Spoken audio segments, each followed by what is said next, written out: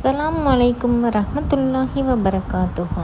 அன்பிற்கினிய அல்லாஹ்வின் நல்லடியார்களே, நம்மை நோக்கி ரமலான் மாதம் நெருங்கி வந்து கொண்டிருக்கின்றது. நாம் இன்று ரமலான் மாதத்தின் சிறப்புகளை பற்றி பார்க்க இருக்கிறோம். ரமலான் மாதம் வந்துவிட்டால் சொர்க்கத்தின் வாசல்கள் திறக்கப்படுகின்றன என நபி ஸல்லல்லாஹு அலைஹி வஸல்லம் அவர்கள் கூறினார்கள். அறிவிப்பவர் அபூ ஹுரைரா ரலியல்லாஹு அவர்கள். நூல் புகாரி 1898.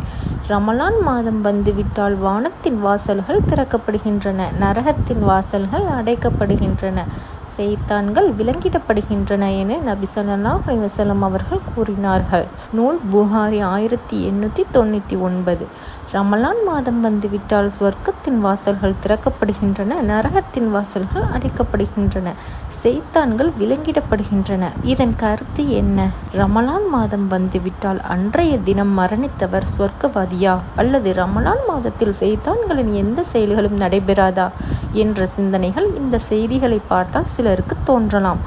ஆனால் இந்த ஹதீஸ்களின் கருத்து அது அல்ல. ரமலான் மாதம் வந்துவிட்டால் சொர்க்கத்தின் வாசல்கள் திறக்கப்படுகின்றன, நரகத்தின் வாசல்கள் அடைக்கப்படுகின்றன என்பதன் கருத்து, நாம் நரகிலிருந்து தப்பித்து இலகுவாக சொர்க்கம் செல்வதற்கான வாய்ப்புகளை இறைவன் ரமலான் மாதத்தில் வைத்துள்ளான்.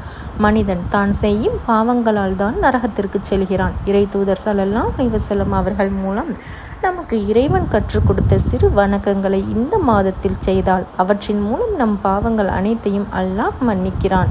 இந்த சிறு வணக்கங்களுக்கு பன்மடங்கு நன்மைகளையும் ஈடு இணையில்லாத சுவனத்து பாக்கியங்களையும் அல்லாஹ் வழங்குகிறான். ஆதமுடைய மக்களை வழிகெடுத்து பாவங்களை செய்ய வைத்து அவர்களை நரகவாசிகளாக ஆக்க வேண்டும் என்பதே சைத்தான்களின் ஒரே குறிக்கோள். ரமலான் மாதத்தில் அடியார்களின் பாவங்களை அல்லாஹ் மன்னித்து விடுவதால் சைத்தான்களின் இந்த முயற்சி பலன் அற்ற தோல்வியில் முடிகின்றது. இதுவே சைத்தான்கள் விலங்கிடப்படுகிறார்கள் என்பதன் விளக்கம் ஆகும். அஸ்ஸலாமு அலைக்கும் வரஹ்மத்துல்லாஹி வபரகாத்துஹு.